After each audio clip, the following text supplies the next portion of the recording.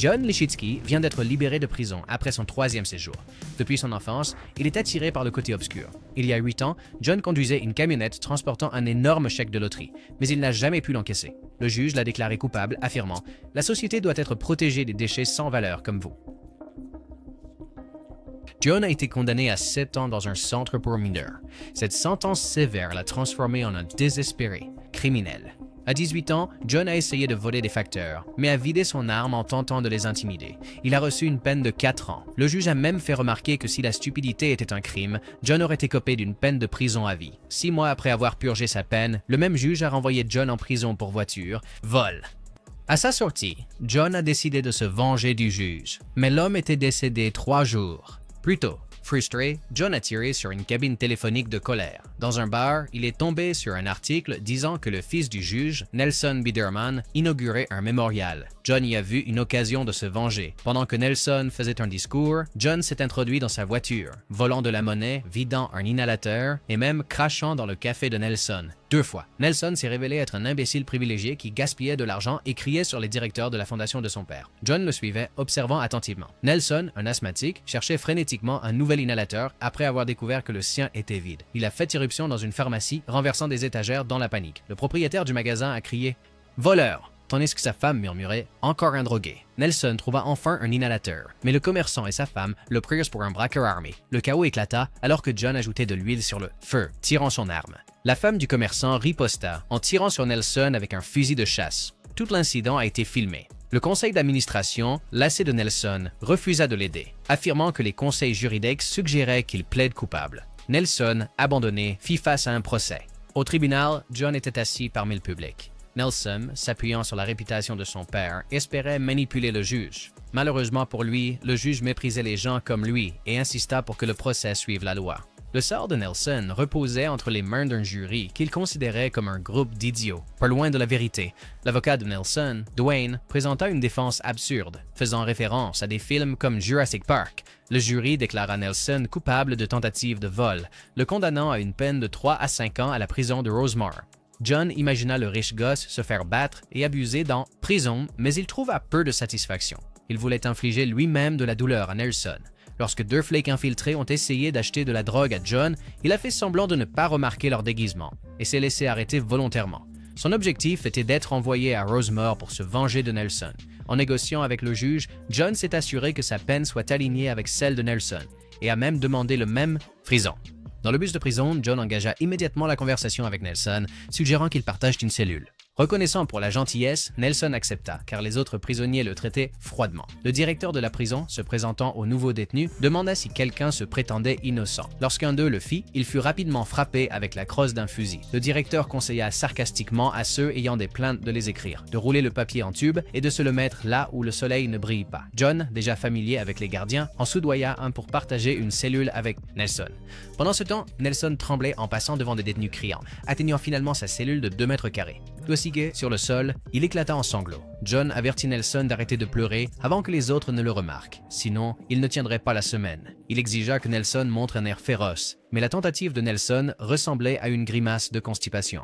Maintenir un prisonnier coûte 54 $ par jour aux États-Unis, ce qui s'élève à 28 milliards de dollars par an. John a plaisanté en disant qu'il serait peut-être moins cher de laisser les gens voler des autoradios. À la cafétéria, John a souligné la dynamique de la prison, mentionnant Leonard comme la figure dominante. Il a averti Nelson de quitter la table avant 12h15. Mais Nelson s'est distrait en se remémorant ses jours à l'université.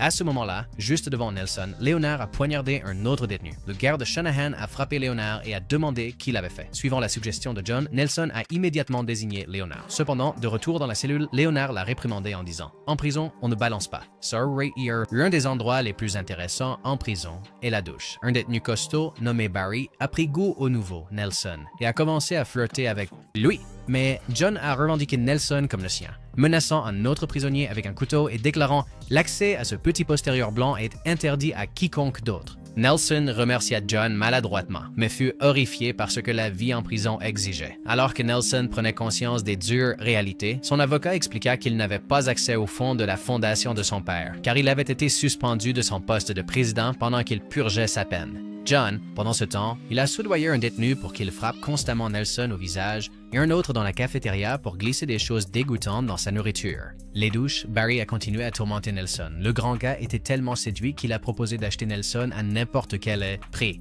Finalement, Barry organisa une rencontre privée. Le gardien Shanahan appela John pour qu'il s'occupe des poubelles et laissa délibérément la cellule de Nelson déverrouillée. D'autres détenus s'emparèrent rapidement de Nelson, lui mirent un sac sur la tête et le traînèrent dans une pièce décorée de bougies et de guirlandes. Barry entra, offrant à Nelson du vin qu'il avait brassé dans des toilettes. Cependant, les choses prirent une tournure plus sombre, alors que Barry pressait un couteau contre la gorge de Nelson lorsqu'il mentait sur le poids de Barry.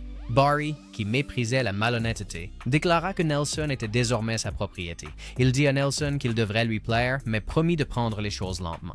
Barry s'est même penché pour un frottement de nez romantique, disant qu'il commencerait par un baiser. Plus tard, alors que Nelson écrivait à son correspondant, qui s'est avéré être un jeune garçon, un membre de l'Aryan Brotherhood lui a uriné dessus. C'était un message de Leonard, qui venait d'être libéré de l'isolement. John a informé Nelson que d'autres détenus pariaient sur l'endroit où Leonard tuerait. Naïf comme toujours, Nelson s'approcha de Leonard pour s'excuser, mais Leonard le poignarda immédiatement à la jambe avec un fourchette. Leonard a révélé que Nelson l'avait offensé autant que son propre père l'avait fait, et il avait tué son père de la même manière qu'il avait l'intention de tuer Nelson. Pendant ce temps, Barry continuait de montrer son affection. John a suggéré à Nelson de se cacher de Leonard en isolement. Pour l'y amener, John s'est placé derrière Nelson et a frappé un gardien. Le plan a fonctionné et Nelson a été envoyé en isolement. Cependant, à mesure que le temps passait, Nelson a commencé à souffrir d'hallucinations en isolement. Après seulement 2 jours, Nelson en eut assez et chercha le chimiste de la prison pour acheter quelque chose afin de mettre fin à ses jours. Le chimiste lui vendit un nettoyant pour bateau et une seringue. Nelson confia son plan à son correspondant de plume, Pot, exprimant sa rage en disant qu'il voulait aligner ses bourreaux et leur couper la virilité. À son insu, son jeune correspondant a lu la lettre à voix haute à toute sa classe. Peu après, Leonard a fait irruption dans la cellule de Nelson, l'a aspergé d'essence et a déploré que Nelson ne soit pas juif, car cela aurait rendu le fait de le brûler vif plus satisfaisant. Étonnamment, Nelson a riposté, blessant Leonard. Pendant la lutte, Leonard a pris la seringue de nettoyant pour bateau pour de la drogue, s'est injecté et est tombé mort immédiatement. John était particulièrement stupéfait. Cela ne faisait pas partie de son plan. À partir de ce jour, la vie de Nelson en prison a pris un tournant radical. La fraternité aryenne le soutenait désormais et il est monté en puissance, capable de donner des ordres à n'importe qui. Cependant, des affaires romantiques non résolues restaient.